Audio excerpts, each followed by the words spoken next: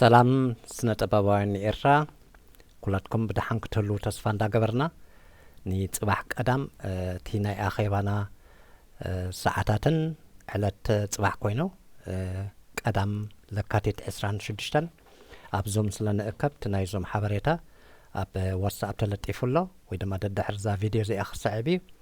ሰዓታት ድማ ነንቲ ዝምልከቶ ዞባ ተዋሂቡሎሞ ብሰዓትና ክንርከቦሞ ብሰዓትና ክንውድእ ሩሑስ ኣኼባ ክገብረና ድማ እንዳተመነና ብድሓን ምፁ ይቕኒልና ሕተትና ትድብዮ ዜና ዓኺም መንላዮ ሕተትና ዝደለኽዮ